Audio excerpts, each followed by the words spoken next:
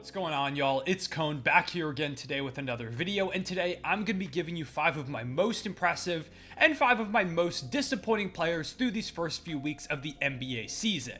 I did this same video about the same time last year, and y'all really enjoyed it, so I thought I'd go ahead and bring this thing back. It's pretty self-explanatory. I'm going to go back and forth between an impressive and a disappointing player, 5 of each all the way up until the end. I'm not going to talk about every impressive or disappointing player this season, obviously, in this video, so if there's someone I don't talk about that you might want to see me talk about in a future video, comment them down below and tell me why they've been one of the two things. Also, for the impressive section, I'm not going to talk about like Luka Doncic or Steph Curry, who have both been amazing, but it's typical stuff that we see from them, and they'll probably get their own videos in the future. So leave a like and subscribe if you enjoy, hit the notification bell so you don't miss out on future videos, and let's go ahead and get into the players. The first impressive player on this list is none other than Scottie Barnes, who has been absolutely incredible to begin his third season.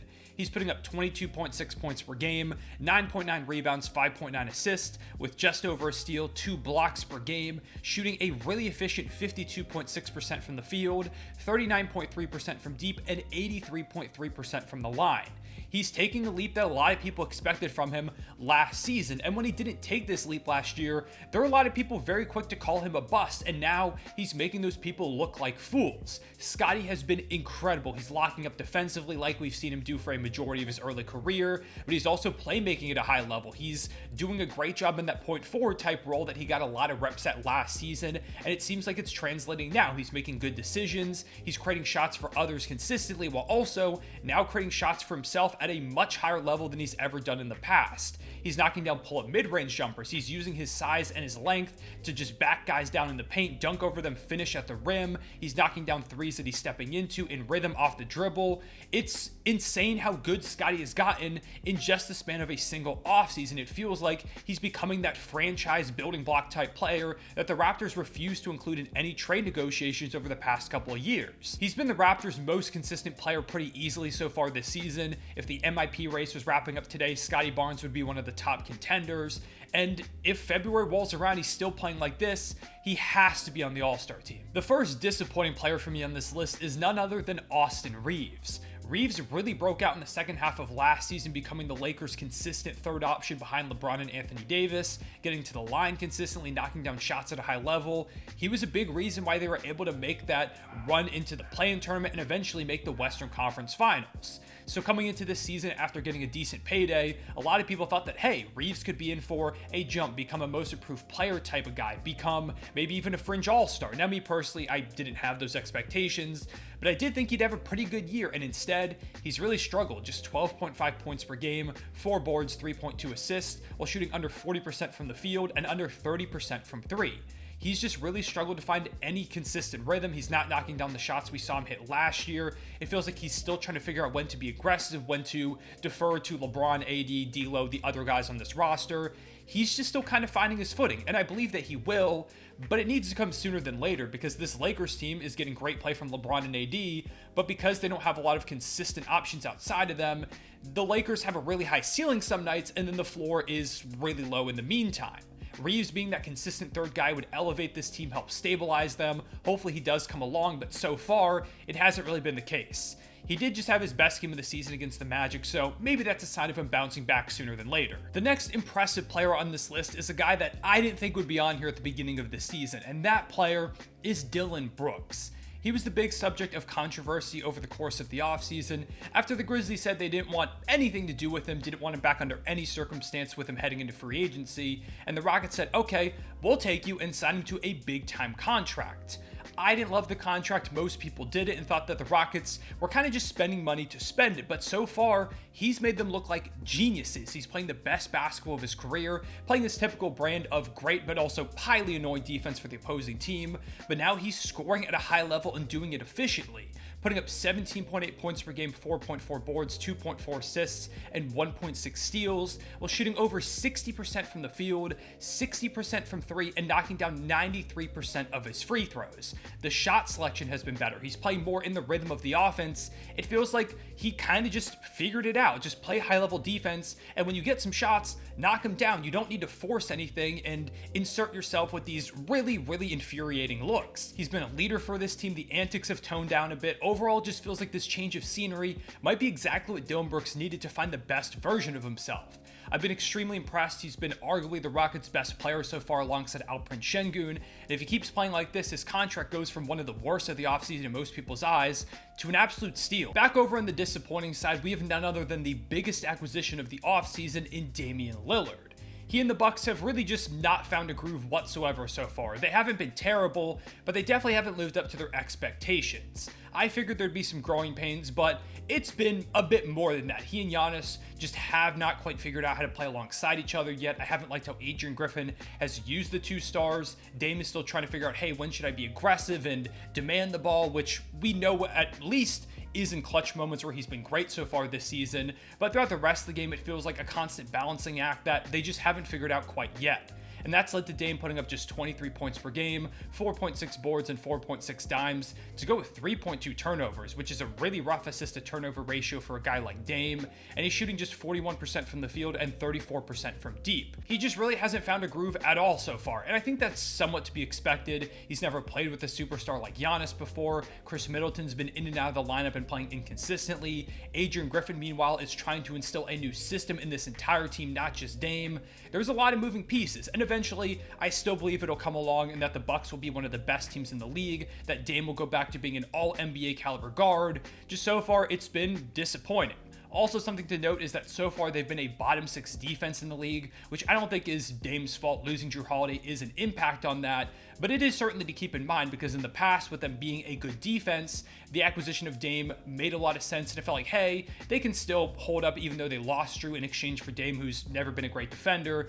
But if it continues to trend like this, they've got a problem on their hands. Going back over to the impressive side, the next guy I have is Tyrese Maxiell. A lot of people thought he could be in the MIP conversation with the whole James Harden situation up in the air this year, and he's not only lived up to that, he's even far exceeded what I personally was expecting from him in the early going.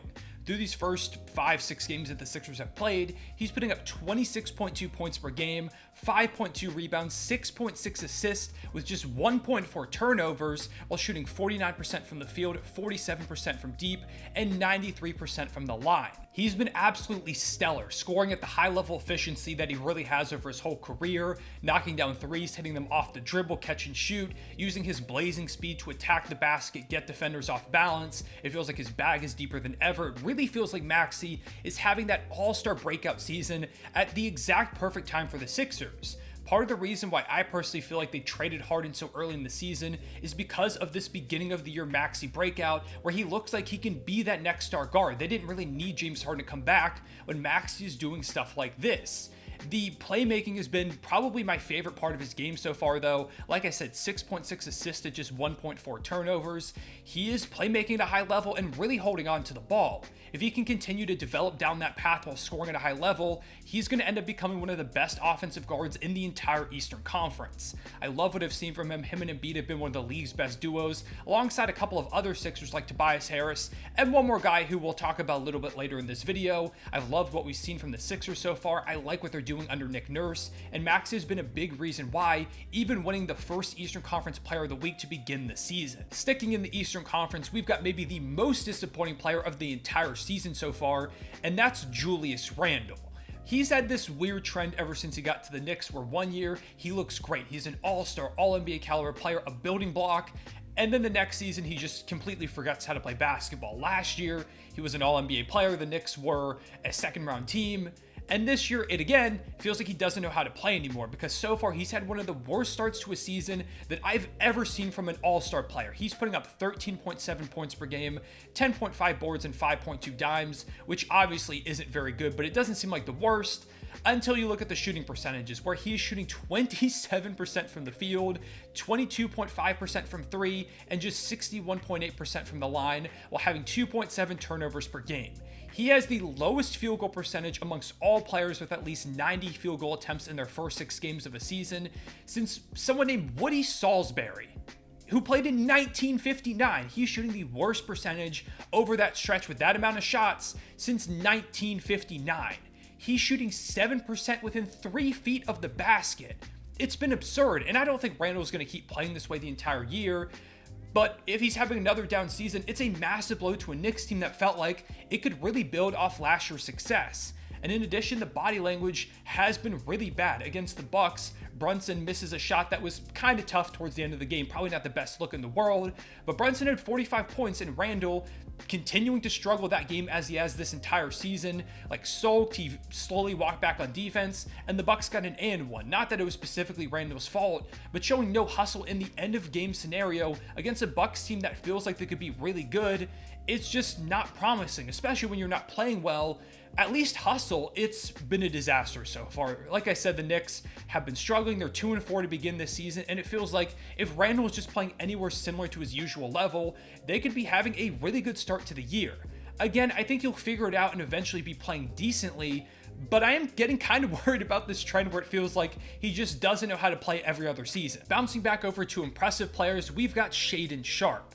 The Blazers traded Damian Lillard in the offseason, opening up a lot of opportunity for some of their young guys to go ahead and have bigger numbers, breakout seasons, just establish themselves as building blocks for this new era of the franchise. Anthony Simons felt like he could have a breakout season, but unfortunately has been dealing with an injury that's going to keep him out a few more weeks. When he comes back, I think he's going to be great, but so far just hasn't gotten to play much. Scoot Henderson has missed the last couple of games, and when he's played, hasn't been the best start to his career. He's a rookie guard, he'll figure it out, but so far it just hasn't been phenomenal. Meanwhile, one young guy who has really taken advantage of these opportunities and has started to establish himself as a star is Shaden Sharp. Early on, he's putting up 20.5 points per game, 5.5 boards, and 2.8 assists, while having 1 steal per game, 45.2% shooting from the field, 38% from deep, and 86% from the line. He's been stellar so far, picking up right from where he left off last season, where at the end of the year, the Blazers sat Damon, tried to tank, and said, Shaden, take the keys and show what you can do. And in those final games, he was incredible. And again, he's doing a lot of the same things we saw, but he's even more polished than he was then. His on-ball creation has been really impressive, using his high-level athleticism to create opportunities for himself, finish at a high level around the rim, but he's also knocking down jumpers. Three-point shot is near 40%, which is huge for him. Overall, off-ball, he's also been great, which we saw a lot of last year playing alongside Dame. There's a reason why he got minutes despite being a rookie on a team that didn't end up competing but was trying to at the beginning of the season. I've just been blown away by the stuff that Shaden Sharp has done so far. It feels like he's establishing himself as a bona fide future star, a building block of this team, and even when Scoot and Simons come back, Sharp needs to continue to start and be very involved in this offense because he could end up being one of the best players for this team's next era. Speaking of guys who are expected to become building blocks for their franchise, back on the disappointing side, we have Jordan Poole. A lot of people thought this was going to be a massive season for Poole, where he comes into this year in Washington with no expectations and lights the league up saying, hey, the Warriors were wrong for trading me, but instead, he's been just kind of He's putting up 17.6 points per game, 2 boards, 3.2 assists, which is almost 1-to-1 with his 3 turnovers per game, while shooting 42% from the field, 30% from deep, and 75% from the line. The efficiency has not been great, which I wasn't expecting it to be phenomenal because he's probably going to be shooting a lot of shots on a team that doesn't have a lot of talent around him, so the defense can key in on him.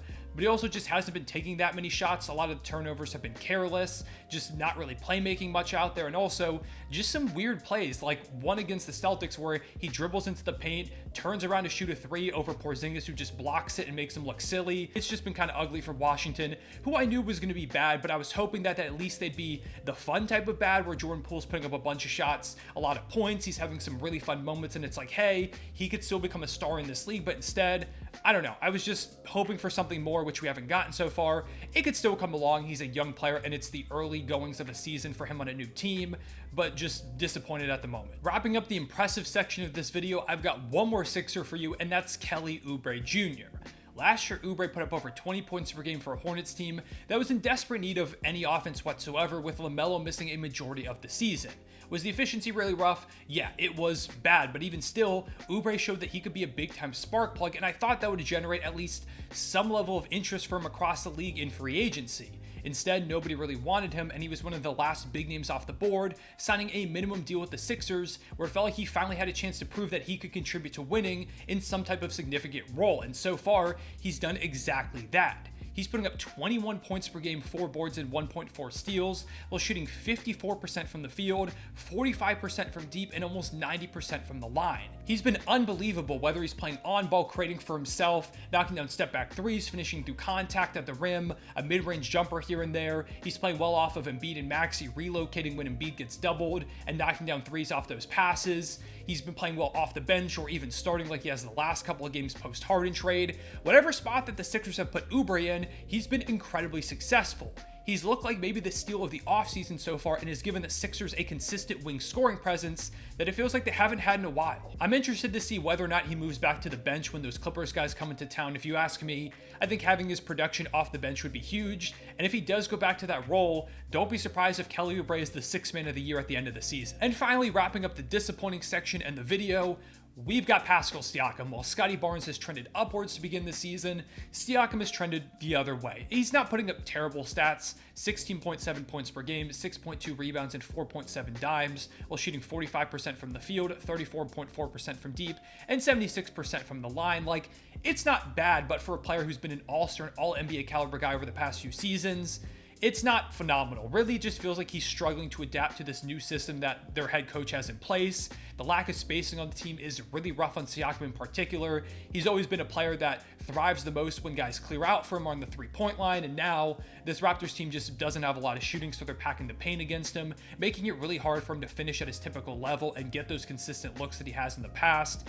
It's just been rough, and with him not hitting his threes either, there's no consistent form of offense for Siakam at the current moment. It also feels like he's fallen behind Scottie Barnes in their pecking order, and overall between all that, the fact that he's on an expiring contract, I wouldn't be surprised if Siakam's on his way out of this team sooner than later. I do think with more time in the system, we could see a bit of a bounce back from Siakam over the course of the year, but ultimately, it just feels like his time as a Raptor is kind of run out and that he'll probably be dealt by the deadline or he's going to walk in for agents. But yeah, with all that being said, those are my impressive and disappointing players to begin the season.